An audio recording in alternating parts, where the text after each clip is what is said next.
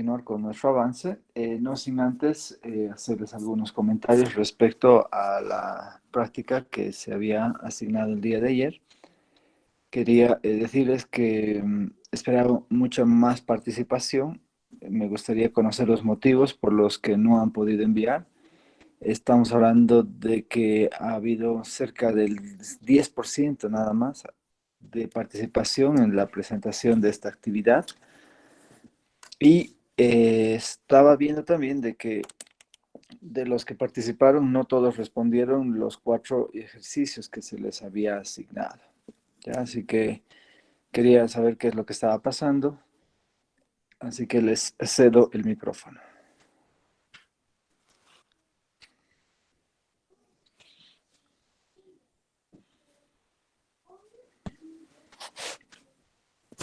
Bueno, Inge, yo estaba resolviendo, pero no alcancé a resolver los cuatro en sí no me pude organizar bien mi tiempo.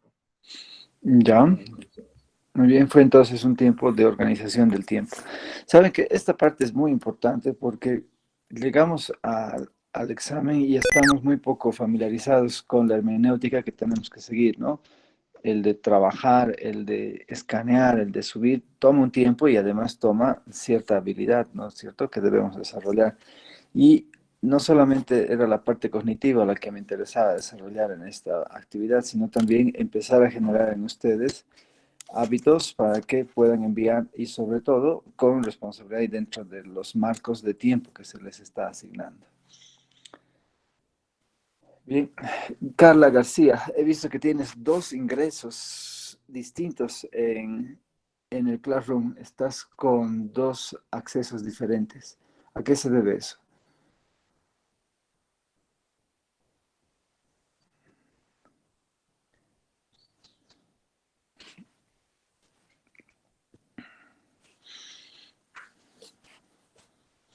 Carla, sé que estás en nuestra sesión. ¿Puedes comentarnos al respecto?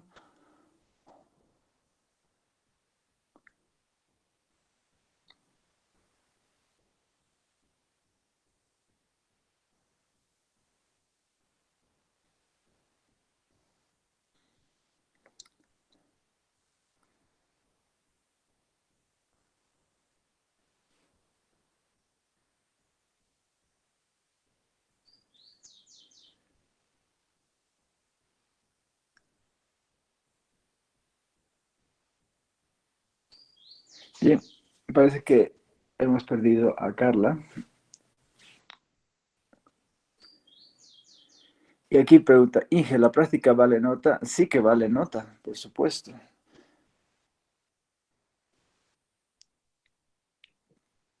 De nuevo estamos como esos mis estudiantes, ¿no? Que si no les ofrezco un chicharrón el domingo no hacen los ejercicios.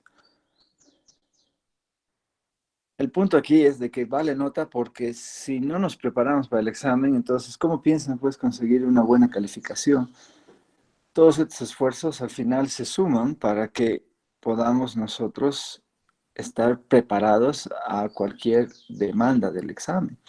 Y eso se traduce en una calificación, por eso es que vale nota. ¿Está claro?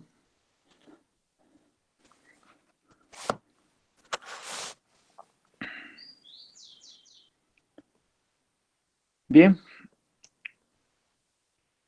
¿Alguna pregunta acerca de la práctica?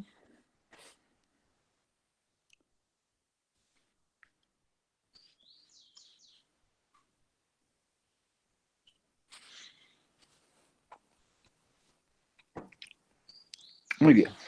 Entonces, si no hay preguntas, se asume que esta parte ya ha sido trabajada, madurada, y voy a comenzar a compartirles mi pantalla para desarrollar el tema previsto para el día de hoy.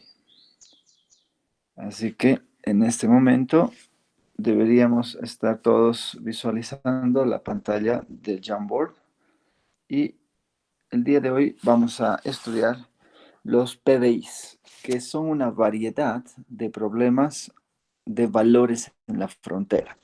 Son los problemas a valores iniciales. ¿Ya? Entonces, de ahora en adelante los vamos a llamar cariñosamente PBIs. ¿Qué es un PBI? Pues muy sencilla su estructura. Está formada por una ecuación diferencial de orden n, ¿de acuerdo?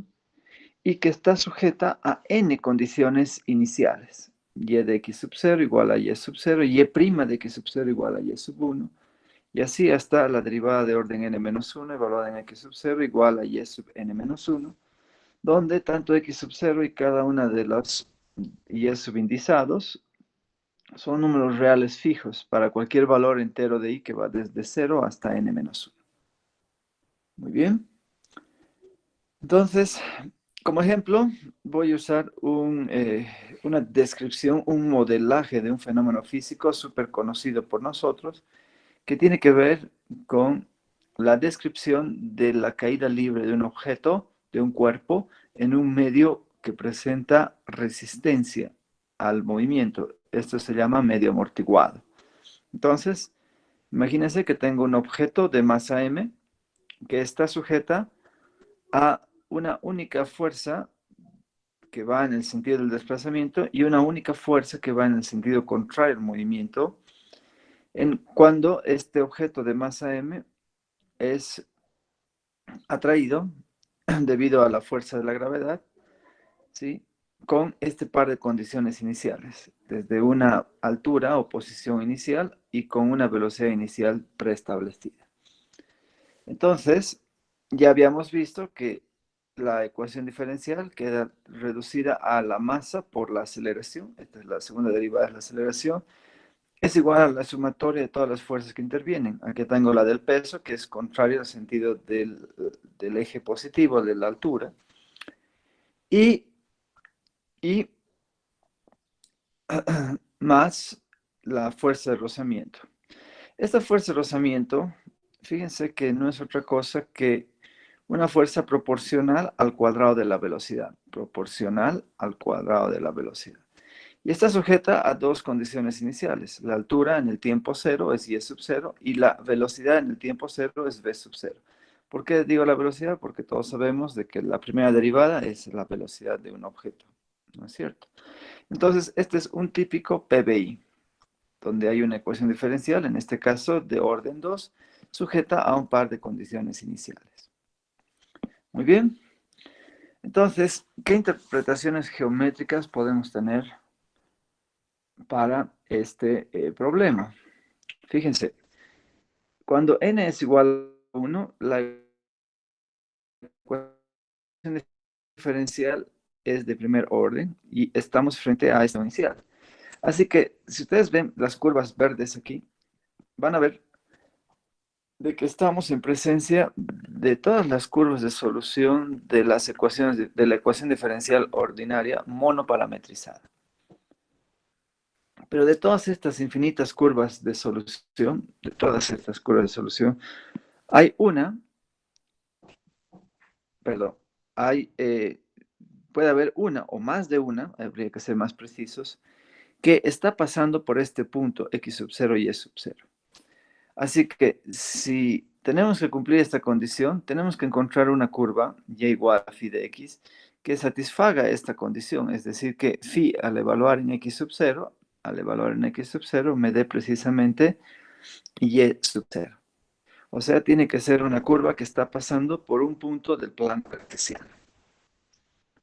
¿Qué pasa cuando n es igual a 2?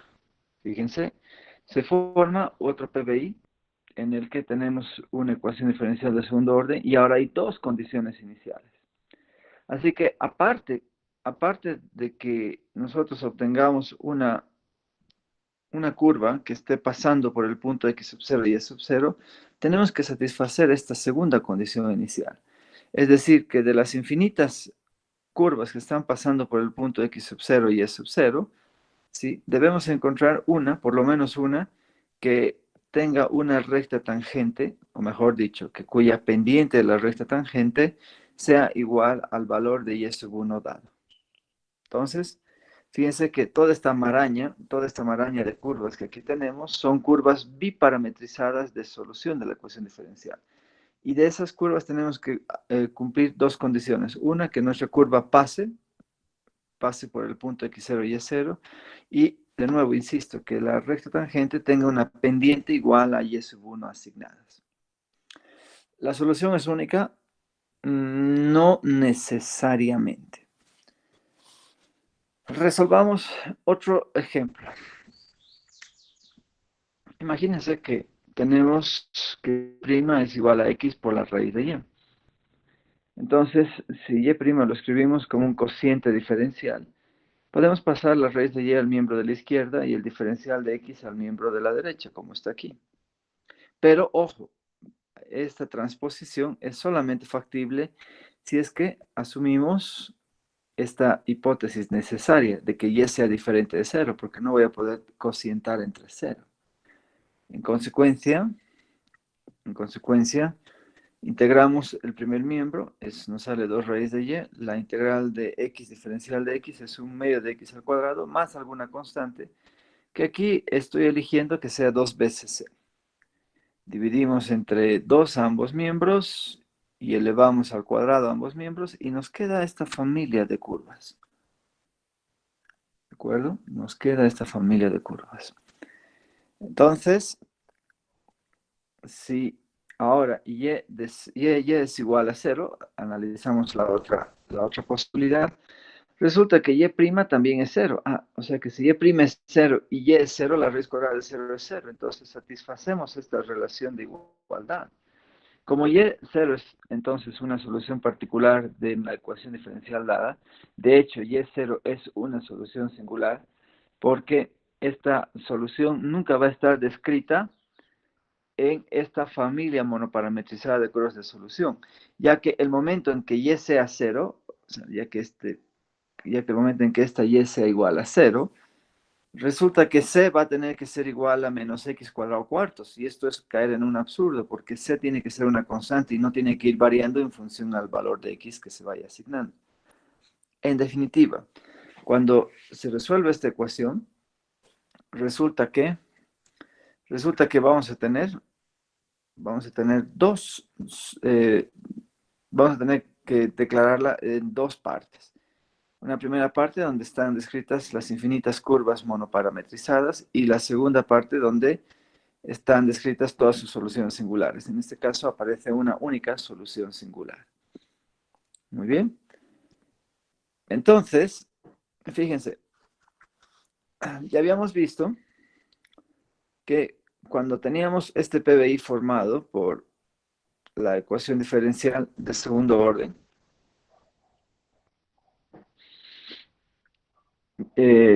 la derivada de segundo orden de y respecto de t igual a menos g, y este par de condiciones iniciales, ya vimos que existe una única curva de solución, que era esta, donde encontramos de que C sub 1, ¿se acuerdan de esta? No, aquí no la tengo.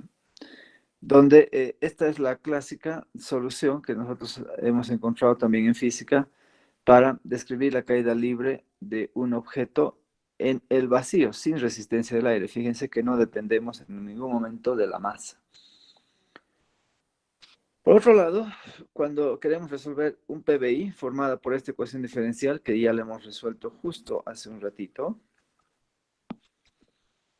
sujeta a esta condición inicial de que y de 0 es igual a 0, para y mayor o igual que 0, entonces ya vimos que esta ecuación admitía una solución general de esta forma, y estoy copiando esta solución de la que habíamos desarrollado aquí. Entonces, si queremos aplicar la condición inicial para saber cuánto debe valer esta constante, ponemos de que y de 0 es igual a 0, eso quiere decir que y va a valer 0 cuando x sea 0. Entonces de aquí se desprende de que la constante es 0, y así que una solución del PBI va a ser y a la cuarta sobre 16, ¿no? Cuando c vale 0. Pero además, y de x igual a 0 es también una solución singular, que además satisface esta condición inicial, pasa por el origen, no pasa por el 0, 0. Por lo tanto, estamos viendo de que nuestro PBI admite las dos curvas de solución. Una curva de solución es esta parábola bicuadrática, y aquí tengo la solución que es la recta confundida con el eje horizontal. ¿De acuerdo? Así que el PBI tiene dos curvas de solución. Acá este PBI tenía una única curva de solución, que era esta. Pero podemos ir más lejos, ¿sí? Uno de los ejercicios que les había pedido trabajar al día de ayer era este, el de encontrar la ecuación diferencial de todas las circunferencias de radio unitario cuyo centro estaba emplazado sobre el eje vertical. ¿Se acuerdan? Entonces, queremos hallar la ecuación diferencial asterisco,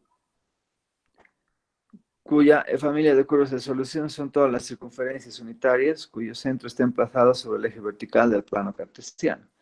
Y luego queremos resolver este PBI, dada por la ecuación diferencial, asterisco, y sujeta a esta condición inicial, de que y de 4/3 igual a -2. Muy bien. Entonces, esta ecuación asterisco está dada por esta expresión. No sé si la han resuelto así. ¿Alguien ha obtenido la misma familia de curvas? Digo, la misma ecuación diferencial, mejor dicho. ¿Saben de dónde viene esto? Si no, lo podemos deducir inmediatamente. Vamos a crear un espacio entre esta diapositiva y esta otra y nos venimos aquí. Entonces, fíjense, no es nada complicado. Todas las circunferencias van a estar dentro de una banda encerrada por las rectas x igual a -1 y la recta x igual a 1. ¿Sí? Aquí tengo una circunferencia, otra circunferencia, etcétera, hay infinidad de circunferencias, pero toditas ellas tienen su centro sobre el eje vertical. Así que todos tienen el centro de esta forma. Y el radio, por supuesto, que es unitario. Así que todos sabemos de que la ecuación de cualquier circunferencia en el plano es x menos h al cuadrado más y menos k al cuadrado igual al radio al cuadrado, ¿no es cierto? Donde hk representan las coordenadas del centro de la circunferencia y r corresponde al radio de la circunferencia. En particular, la familia de circunferencias nuestras va a tener x menos 0 al cuadrado más y menos c al cuadrado igual a 1.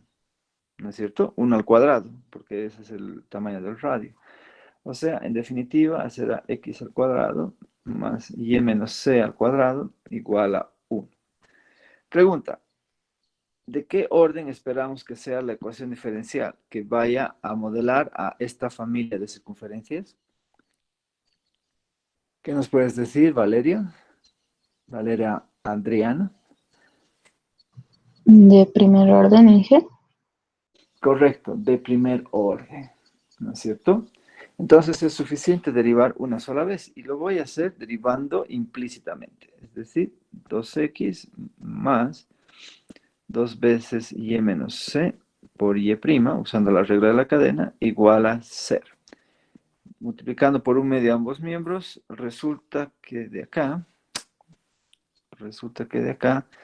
y menos c no es otra cosa que menos x partido y'. ¿Está bien despejado? Entonces reemplazamos y tendremos x al cuadrado más, en lugar de x menos c al cuadrado, voy a tener menos x sobre y', todo esto al cuadrado, igual a 1. ¿No es cierto? Multiplicamos por y' al cuadrado y tendremos x al cuadrado por y', todo esto al cuadrado, más x al cuadrado igual a y' al cuadrado. Ahora sí. En consecuencia, vamos a tener como ecuación diferencial x cuadrado menos 1 por y' al cuadrado más x al cuadrado igual a 0. Y esta es la ecuación diferencial que va a tener como conjunto de solución a todas las circunferencias unitarias de centro sobre el eje vertical del plano cartesiano, que es precisamente lo que aquí tengo escrito. ¿No es cierto? Bien, entonces, en otras palabras, este PBI es lo mismo que este PBI, ¿no? Pero ahora queremos resolver este PBI. ¿Qué significa resolver este PBI? Significa encontrar todas las curvas de solución de esta ecuación diferencial que están pasando por el punto de coordenadas 4/3 menos 2. Pero ¿qué descubrimos? Que el punto 4/3 menos 2 es un punto que se encuentra fuera de la banda de donde están todas las curvas de solución de nuestra ecuación diferencial. ¿No es verdad? Entonces, ¿eso qué significa? Que ninguna de estas circunferencias va a poder pasar por este puntito. Ninguna. En consecuencia, el PBI no admite curva de solución alguna. Ahí está. Ah, pucha, qué barbaridad, no me había fijado. Aquí está el proceso deductivo de cómo se ha encontrado esta ecuación. Lo mismo que hemos hecho acá atrás. Así que permítanme, lo voy a borrar. No necesitamos que esto esté aquí porque ya lo tenía en la anterior diapositiva. Listo. Bien, entonces ahí está. Con esto queda mostrado que los PBIs pueden generar una única solución, pueden tener más de una curva de solución o pueden carecer de soluciones. Puede que jamás encontremos una curva de solución como en el ejemplo 3 que acabamos de presentar. En consecuencia, para que nosotros podamos utilizar ecuaciones diferenciales, concretamente PBIs, en la modelación de cualquier fenómeno, llámese físico, biológico, matemático, de naturaleza que quiera, necesitamos garantizar de que nuestros modelos no solamente admitan solución, sino que esa solución deba ser también única, ¿no es cierto? Porque un modelo descriptivo, ¿sí?, tiene un rol determinístico si es que nosotros garantizamos que ante el mismo entorno de condiciones iniciales se reproduzca las mismas respuestas, el mismo efecto. ¿Se dan cuenta? Por eso que cuando nosotros aplicamos a una pelota una cierta fuerza y con cierto ángulo de inclinación respecto al eje horizontal, esperamos que la trayectoria de esa pelota sea siempre la misma, ¿no es cierto? Es el principio newtoniano del determinismo. Y eso es lo que nosotros hacemos en la replicación de ciertos fenómenos.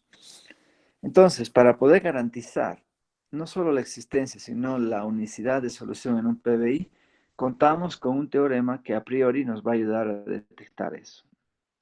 Este es el famoso teorema de existencia y unicidad.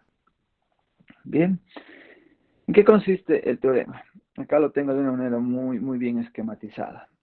Dado un PBI de primer orden, y' igual a f de x, y de x sub 0 igual a y sub 0, siendo f una función multivariable que va de R2 sobre R.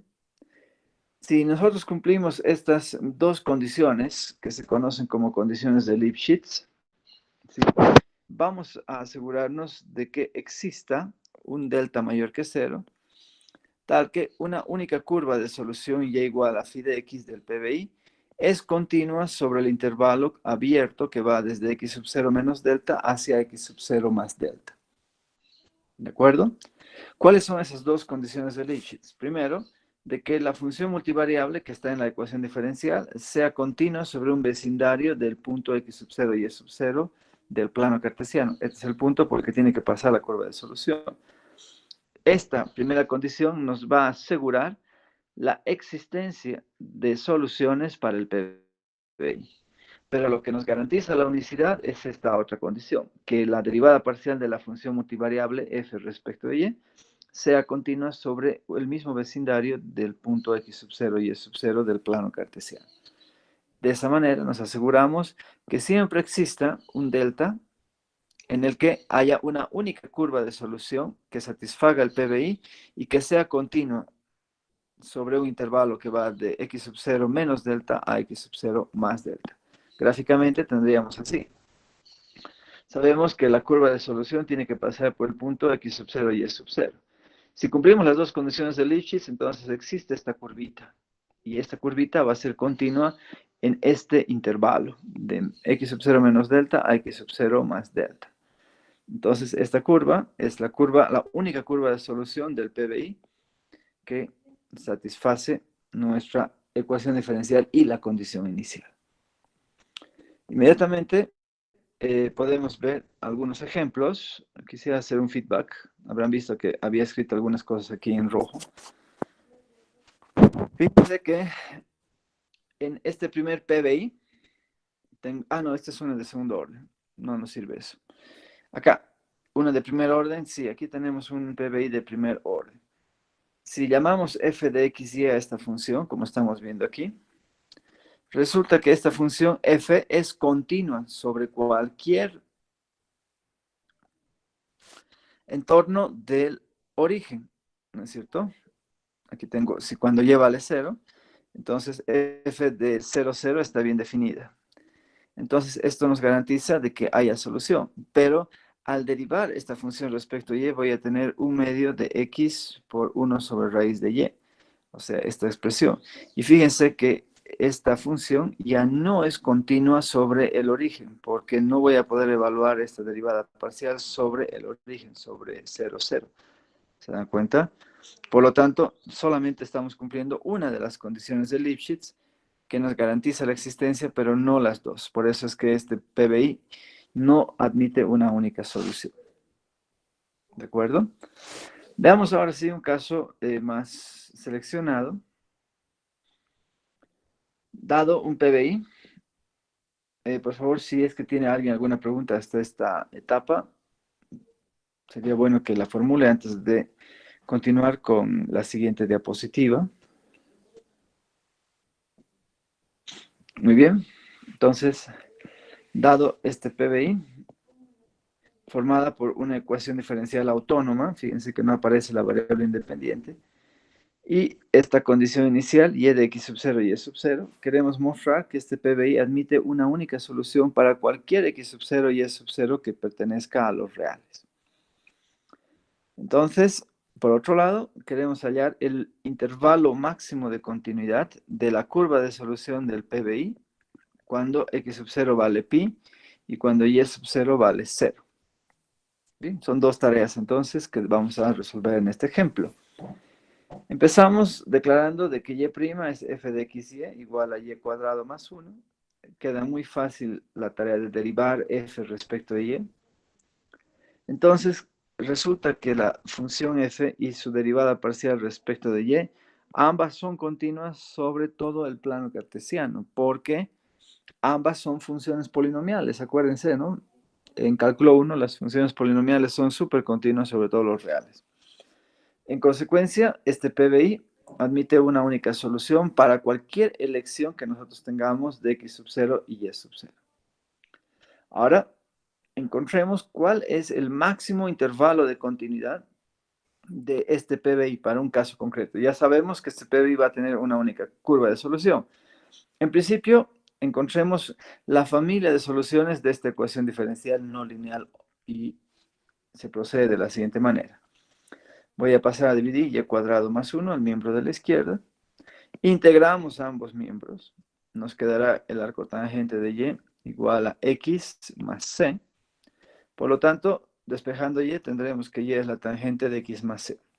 Cumpliendo esta condición inicial, y de pi igual a 0, se tiene que y va a valer 0 cuando x sea pi. Entonces, la tangente de este ángulo para que sea 0 ocurre cuando este ángulo es el arco tangente de 0, que es simplemente 0. Por lo tanto, c es igual a menos pi. ¿Qué significa? Que y va a ser igual a la tangente de x menos pi. Aquí está. Y ahora tenemos que cumplir con esta condición inicial. Fíjense, aquí tengo la gráfica de las ramas de la función tangente de x menos pi. Y queremos saber cuál de todas estas ramas está pasando por la condición inicial. La condición inicial exige que pasemos por el punto pi 0. que es precisamente este punto que lo tenemos acá.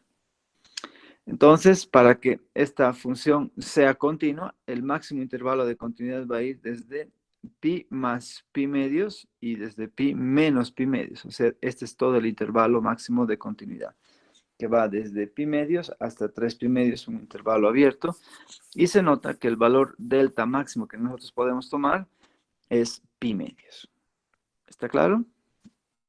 Entonces, no se olviden, este 3 pi medios surge de pi más pi medios, pi más delta, y este otro valor surge de pi menos pi medios. Muy bien.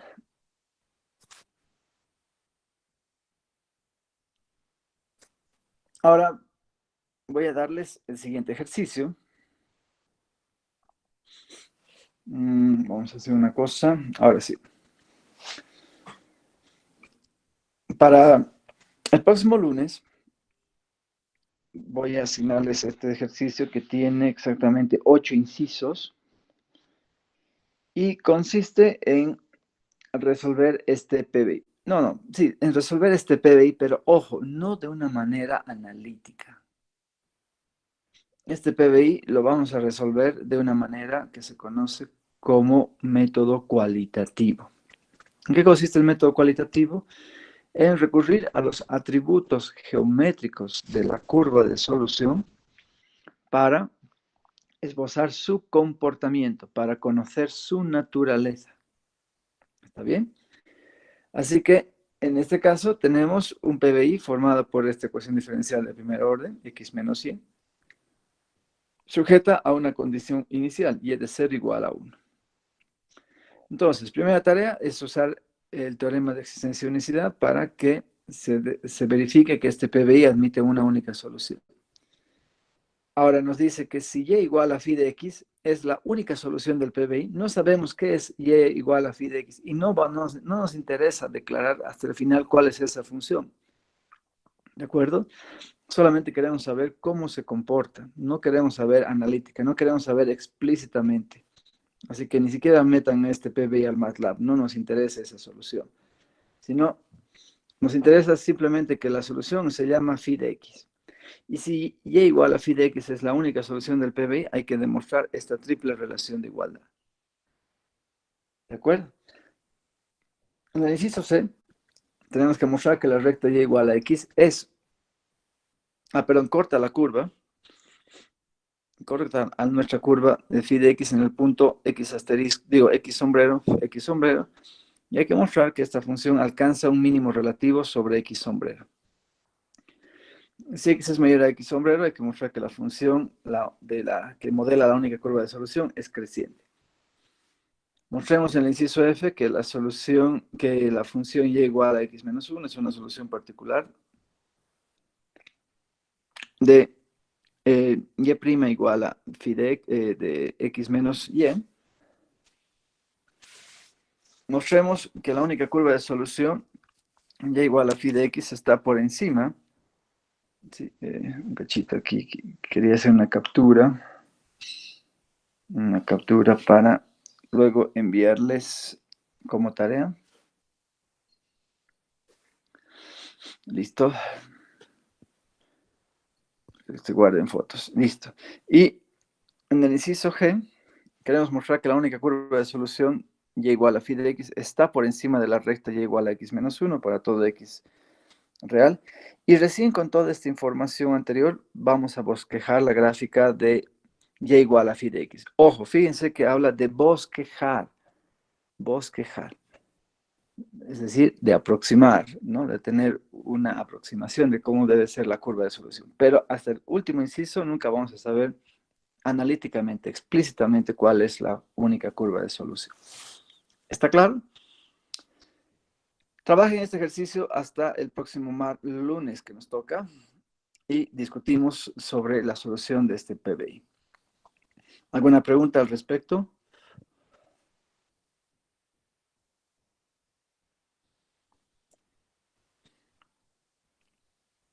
Muy bien, entonces vamos a quedar acá y nos estamos reencontrando el próximo día, lunes, ¿ya? Comentarles de que el tema de la auxiliatura recién se va a proceder a la valoración y examinación a los candidatos esta semana, así que sospecho que hasta la próxima ya estaremos finalmente contando con el auxiliar designado para la materia. Hasta entonces, manténganse sin las clases de auxiliatura. Bien, Neida, ¿alguna pregunta?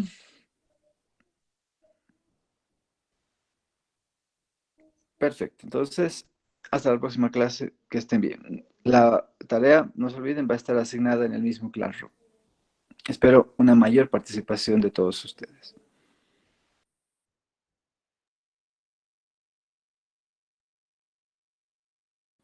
Hasta luego, Inge.